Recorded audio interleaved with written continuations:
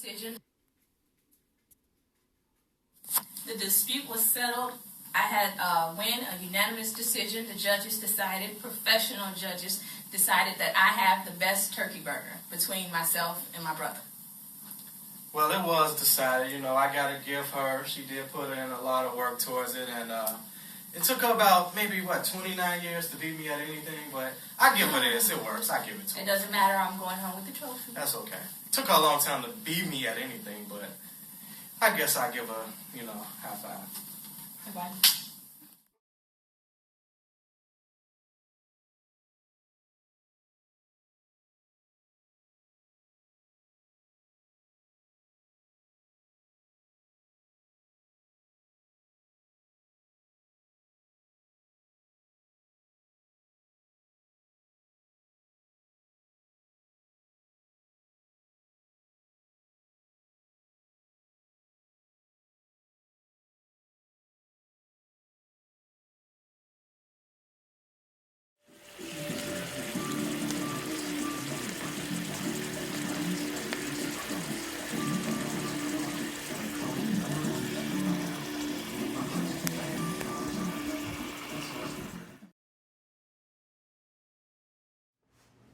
Hello everybody, it's me again, Mia. It is Wednesday. I am doing my midweek cooking. I don't know what to call it. I gotta think of a name for it because Fridays is my restaurant review day. So Wednesdays I like to prepare a little something, cook it up, and then post it. Eat it, then post it. So today I have my Juicy Lucy turkey burger. So there's a story, there's a backstory, which you probably already saw a little bit of it, because I think I'm going to drop a clip of when my brother congratulated me on winning our cook-off on the Steve Harvey show. But the turkey burger is something that I created. Well, I didn't create it. It was my brother's idea. And then, of course, we're siblings, so it had to become a competition. I'm like, I can cook that better than you. And so it landed us on the first season of the Steve Harvey show. And of course, I won. So I hooked up another rendition of the Juicy Lucy. Juicy Lucy meaning that it has cheese on the inside. I hooked up another rendition of it. This time I used like all of the same seasonings, and I added some of my uncle's bourbon seasoning because I really like it. So I wanted to taste it with it. Hello, why people always want to, but anyway, so I'm going to show you all it up close. There she is. That's the Juicy Lucy. Yummers, let me get in there, right? I probably won't use that picture, but I probably create another one. But anyway, oh, I need a knife. Excuse me.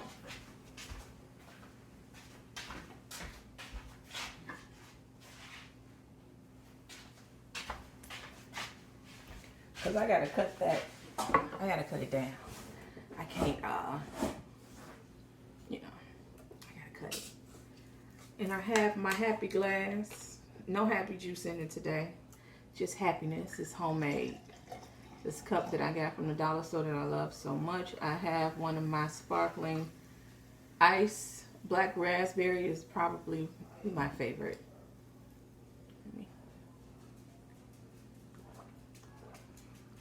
Let me wet my palate. And I'm going to go in for it. So I toasted my bun, and I toasted it a little much.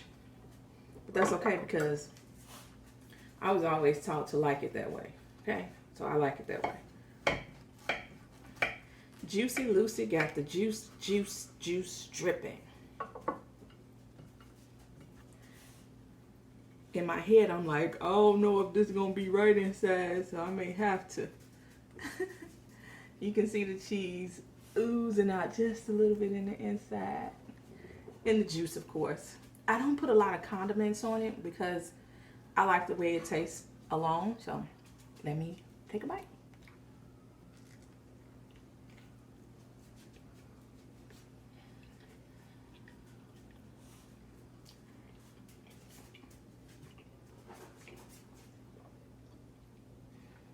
That's a moment. My my God. That flavor. You know what? Somebody go find my uncle. Give him something. Because this bourbon seasoning, you know what? I can't even talk about it.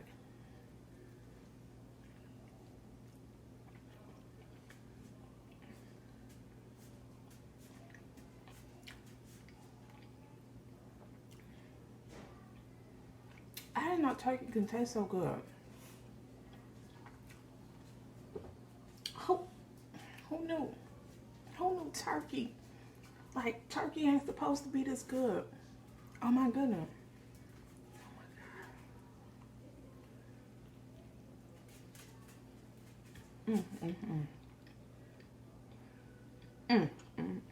Changed my mood. Let me finish this. I'm gonna tell y'all what my mood was in a minute.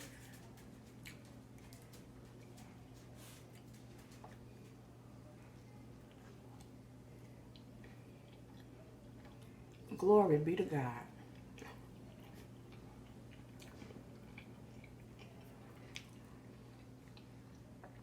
I don't think turkey's supposed to be that good.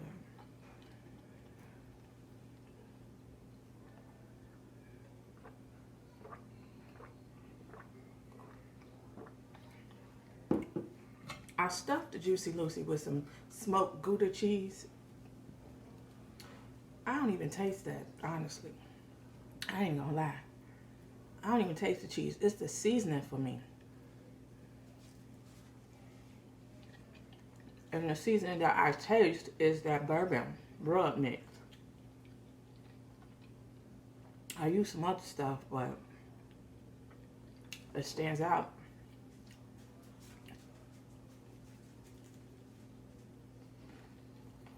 Last time I used it, it was on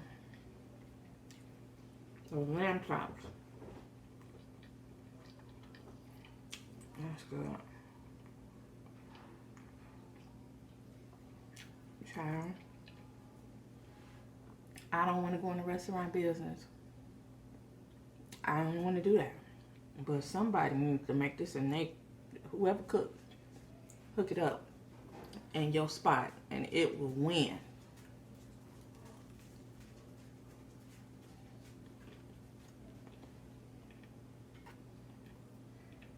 I don't know how y'all gonna get that seasoning though. I don't know what to tell you about that. I'm having a hard time getting some more. I think he's working on it though.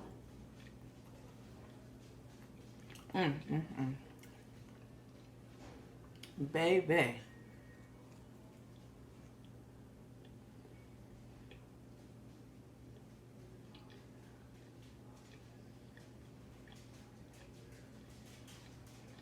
Listen to my little dog.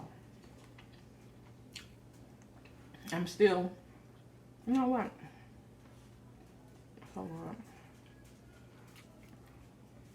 But I wanted to chat a little bit about, school is a huge conversation right now. Huge. All over the news, all over the country. I got an email from one of my son's teachers that he's missed a lot of classes. Now, I'm here with him. I know he in class in school.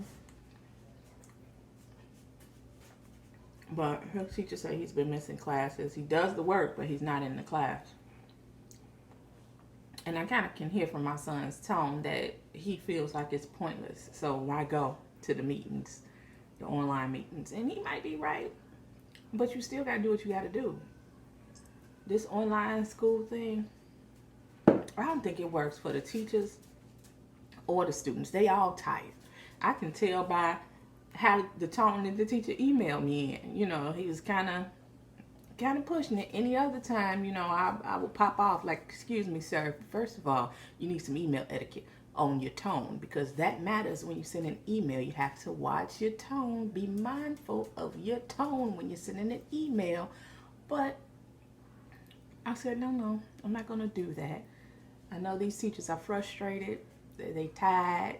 They don't know what they're doing. They going, they not. They coming and going. They got all these kids that's running around online. They can't wrangle them in like if they was in the classroom. It's all confusing, I know. So I'm not gonna go back at him. So I told him I talked to my son, and my son don't want to explain himself because you know he has that I know what I'm talking about and I don't need to explain it to nobody type of attitude as a teenager. I ain't gonna, you know how they are. I mean, you gotta love them for it. They gotta go through they have to progress through life and sometimes learn the hard way when they know it all. But my goodness, I cannot wait till this is over with. My daughter's starting kindergarten next year, so I'm glad that they'll be back in school, hopefully in the fall. And my son will be off to college, and so at that point, he gonna have to figure it out because he gonna have that syllabus, and he's gonna have to do what he has to do on his time. But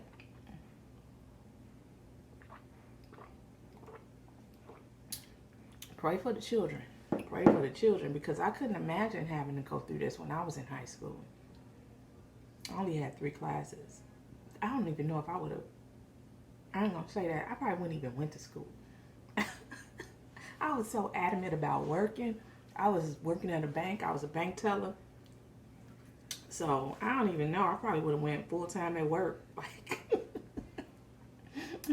is there a way that I can get this high school diploma without having to go? Like, cause I would have done it. Cause I was taking 3 classes to finish my degree. The only class I needed was English.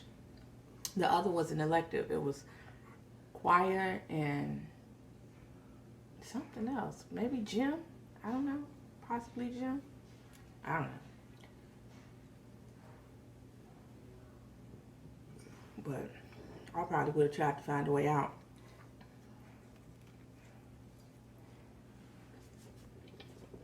But senioritis is real. So I understand. They all tired though. I try to have a little bit of compassion on both ends. But this burger, and I usually don't even eat a whole burger.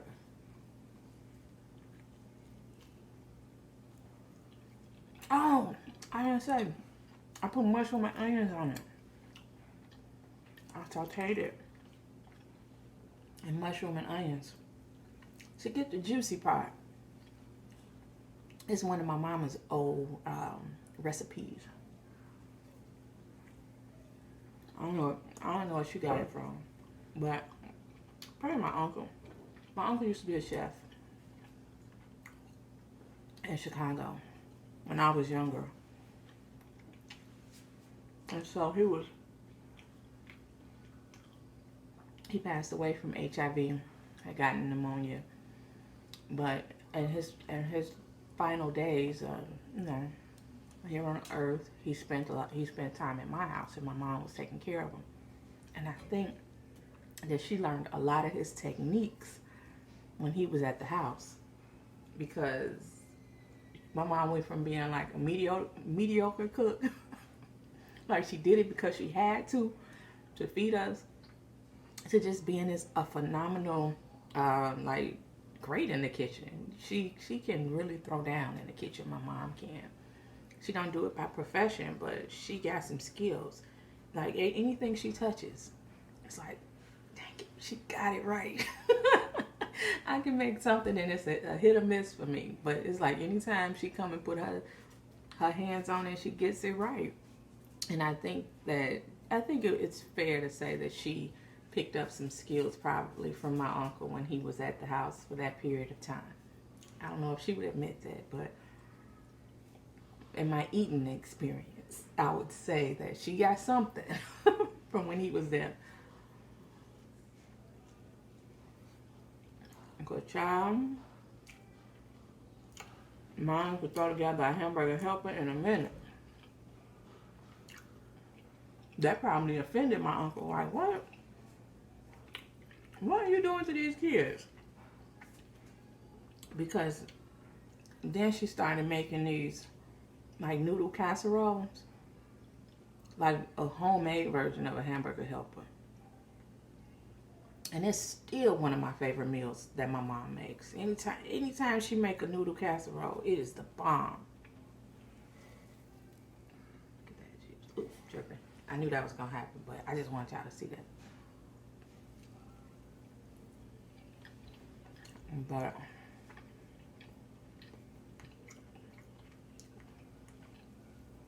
this is the bomb. The bomb.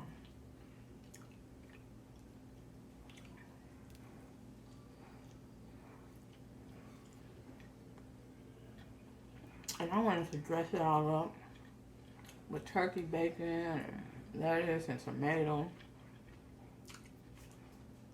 I put a little honey mustard on the bottom bun, but you don't need all those condiments. I'm glad I chose not to go that route, because this flavor, baby,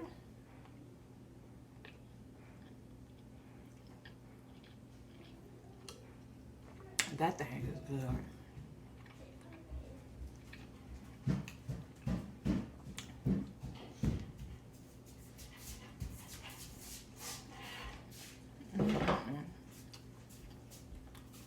I need some of your juice, please. You want the rest of this? Yeah.